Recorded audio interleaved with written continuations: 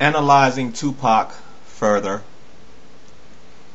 If you look at the video clips of the Gridlock interview in my previous video on Tupac, Tupac says things in that video that will trouble the hell out of you.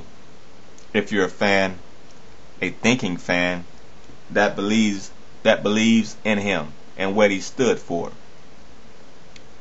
Let me say this, I'm still a fan of Tupac's music, though I was very puzzled for a minute of the things his friends have said and what he said himself.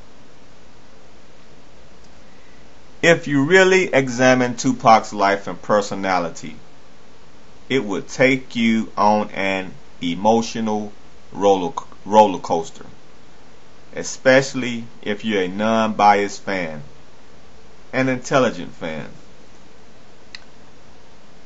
I consider myself an intelligent fan of Tupac because I examine his life thoroughly. And I'm not a fan that thinks Tupac can do no wrong.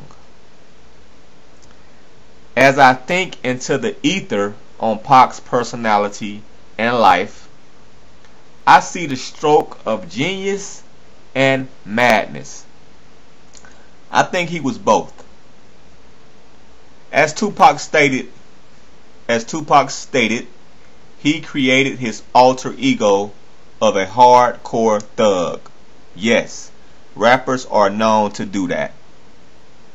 NWA Dre Ice Cube stands out in my mind. As we found out later, they were studio gangsters. But the boss. The difference between them and Tupac is they left that gangster persona in the studio. Dre even said, rapping is entertainment. They left that gangster persona in the studio. Tupac took his home and introduced it into his real life, and he became one with it. Some call Tupac a thug angel. Thug angel meaning a person of noble character interjecting himself into a thug lifestyle, a sort of going undercover in the underworld, as you will, and soaking up game, which Tupac said himself that's what he did. He soaked up the underworld of thugs. He hung around some rough characters, playing with fire. Also, when faced with pure evil, Tupac's angel side showed, which the thugs considered him to be a phony. Which I remember reading where the guy that shot him the first time in New York said he wasn't no gangster. E40 said he had a thug fetish.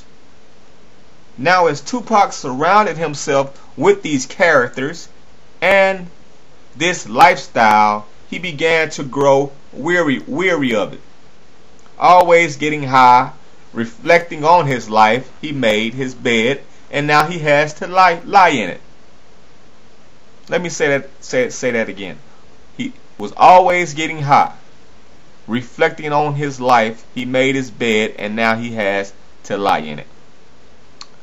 Tupac didn't always rap about himself. Sometimes he rapped about other characters, but he used I in his verses, particularly in When Thugs Cry.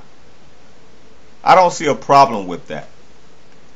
In the song It Ain't Easy, Tupac said, "My baby mama got a mind full of silly games." Tupac didn't have a baby mama. So we know that a lot of Tupac's songs wasn't necessarily about his real life. He rapped about your life. He rapped for you. That's why he connected with me personally. He rapped for you. That's why he connected with me personally. And he did connect with me personally because of his lyrics. Touched me. Made me feel he was rapping my life. Maino said the same thing. And that's Tupac's stroke of genius. His willingness to devour his thug alter ego and put his life at risk is his stroke of madness. Let me say that again. His willingness to devour his thug alter ego and put his life at risk is his stroke of madness. So in his life, there's a thin line between genius and madness. We know his genius and his madness. Another example of madness: to go over and punch Orlando Anderson when you knew you was on probation, when you knew if you got into a fight or an altercation, you would go back to prison. So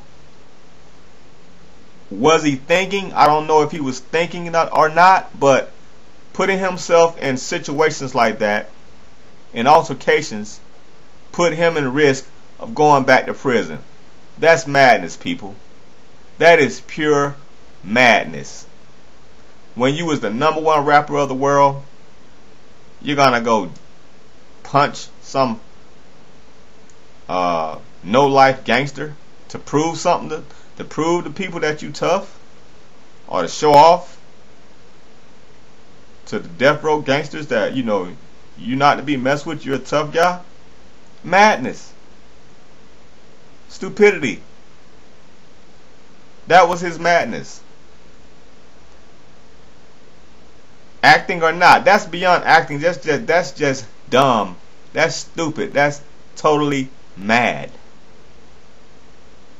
So we know his genius and his madness. Prophesying his death in his songs, his metaphysical lyrics and videos like I Ain't Mad at You is his genius. Also his lyrics and Me Against the World is just on another plane, another level. And also his album Machiavelli, it's on another spiritual level, man. Those are metaphysical albums. Those are spiritual, beyond the realm of immaterial, man. Those are supernatural, apparitional type lyrics.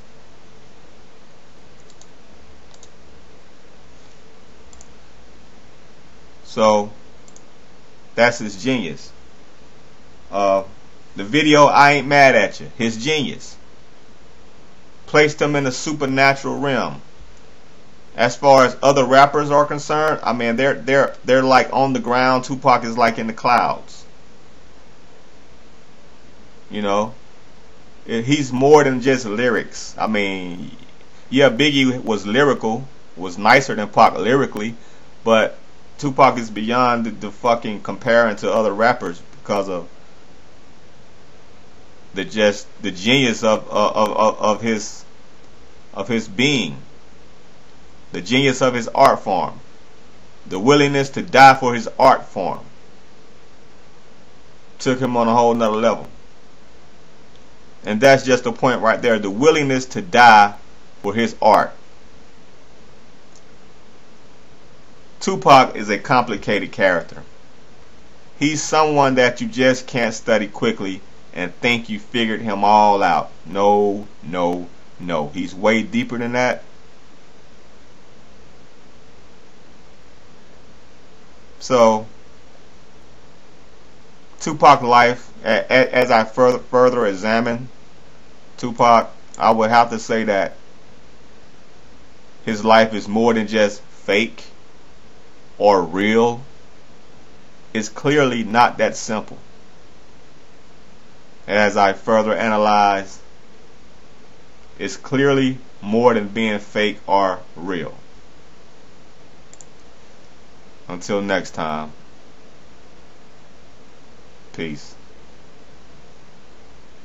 I don't know if this video will be continued or not, but you just can't make one video talking about Tupac. Peace.